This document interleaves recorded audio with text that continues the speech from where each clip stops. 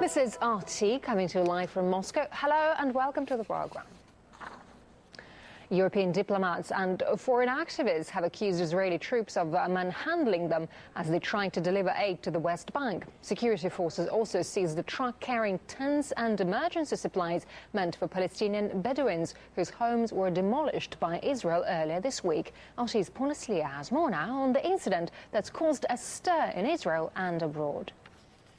This particular incident happened on Friday. From the information we have, a group of European diplomats were driving in a truck when they were fired at by the Israeli army. Now, they say that they were targeted by sound grenades, that a French diplomat was literally yanked from the truck before the army drove away. The diplomats had inside this truck tents as well as emergency supplies that they were trying to deliver to a Bedouin community that earlier in the week had seen its homes, its kindergarten and its stables demolished by the Israeli army. Now, we've been unable to get any kind of comment from either the Israeli police or the Israeli army.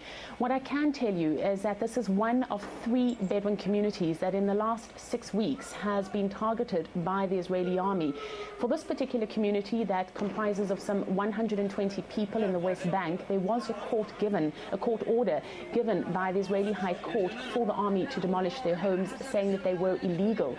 But it does point to a much bigger problem that you have here in the West Bank among Bedouin communities, and that is that the communities themselves say that they need the land for the grazing of their cattle, that their families have lived there for generations, and that they simply have nowhere else to go. In this particular community, there were 2 attempts earlier in the week by the European community to try and reach the Bedouins. They did manage to get to them and put up some tents before these were forcibly taken down by the Israeli army. Now, the European diplomats who come from countries such as Britain, France, Spain, Ireland and Australia, as you can well imagine, are furious. They say that there's been a complete disregard for their diplomatic immunity, and they are calling on the international community to apply and pressurize Israel to adhering to international law. And human rights activist Peter Tatchell explains why he thinks Israel's actions qualify as a violation of international law. Every aspect of this incident is in defiance of both Israeli and international law. The starting point, of course, is that this incident happened in the occupied territories, which the global consensus is that Israel is illegally occupying since they were seized in the 1967 war. So Israel shouldn't even be there. But if it is going to be there, as the occupying power, it has a duty to safeguard the welfare and interests of all the people in that territory.